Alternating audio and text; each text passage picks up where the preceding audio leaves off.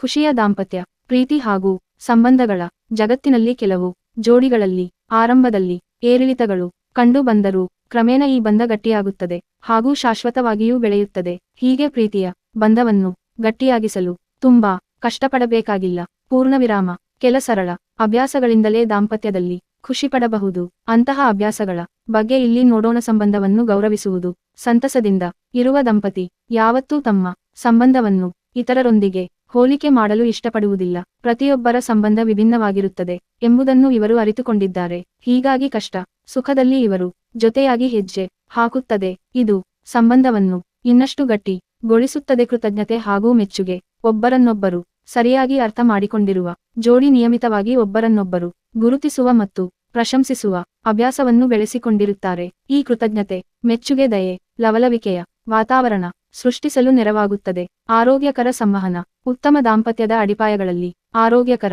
ಸಂವಹನ ಕೂಡ ಒಂದು. ಪರಿಣಾಮಕಾರಿ ಸಂವಹನ ದೀರ್ಘಕಾಲೀನ ಸಂಬಂಧವನ್ನು ನಿರ್ಮಿಸುತ್ತದೆ. ಪೂರ್ಣವಿರಾಮ ಇದು ಸಂಘರ್ಷ ಅನುಮಾನ ಗೊಂದಲಗಳಿಗೆ ದಾರಿ ಮಾಡಿಕೊಡುವುದಿಲ್ಲ. ಹೀಗಾಗಿ ಸಂಬಂಧ ಇನ್ನಷ್ಟು ಗಟ್ಟಿಗೊಳ್ಳುತ್ತದೆ. ಪರಸ್ಪರ ಬೆಂಬಲ. ಸಂಬಂಧದಲ್ಲಿ ಪರಸ್ಪರ ಬೆಂಬಲವೂ ಅಗತ್ಯ. ಒಬ್ಬರಿಗೊಬ್ಬರು ಬೆಂಬಲ ನೀಡಿದಾಗ ಜೊತೆಯಾಗಿ ಬೆಳೆಯಲು ಸಾಧ್ಯ. ಖುಷಿಯಿಂದ ಇರುವ ಸಾಕಷ್ಟು ಸತಿಪತಿಗಳು ಅವರವರ ಹವ್ಯಾಸ ಸೃಜನಶೀಲತೆ ಕ್ರಿಯಾಶೀಲತೆಯನ್ನು ಬೆಂಬಲಿಸಲು ಸದಾ ಸಿದ್ಧರಿರುತ್ತಾರೆ.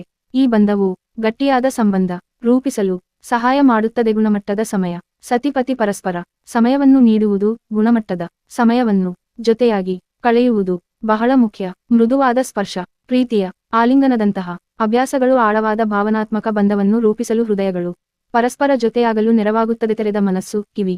ಉತ್ತಮ ಸಂಬಂಧದಲ್ಲಿ ನಿಮ್ಮ ಸಂಗಾತಿಯ ಅಭಿಪ್ರಾಯಗಳಿಗೆ ಯಾವತ್ತೂ ತೆರೆದ ಮನಸ್ಸು ಹಾಗೂ ಕಿವಿಗಳಿರಬೇಕು. ಸಂಗಾತಿಯ ಅಭಿಪ್ರಾಯಗಳನ್ನು ಯಾವುದೇ ಪೂರ್ವಗ್ರಹವಿಲ್ಲದೆ ನೋಡಬಾರದು.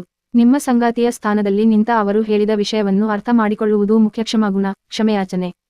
ತಪ್ಪು ಮಾಡದವರು ಯಾರೂ ಇಲ್ಲ. ಆದರೆ ತಪ್ಪನ್ನು ಒಪ್ಪಿಕೊಂಡು ಕ್ಷಮೆ ಕೇಳುವುದು ಸಂಗಾತಿಯ ಪಶ್ಚಾತ್ತಾಪವನ್ನು ಅರಿತುಕೊಂಡು ಕ್ಷಮಿಸುವುದು ಬಹಳ ಮುಖ್ಯ. ಸರಳ ಹಾಗೂ ಪ್ರಾಮಾಣಿಕ ಕ್ಷಮೆಯಾಚನೆಯಿಂದ ಜಗಳವನ್ನು ಮುಗಿಸುವುದು ಕೂಡ ಖುಷಿಯ ಬಂಧದಲ್ಲಿ ಬಲು ಮುಖ್ಯ.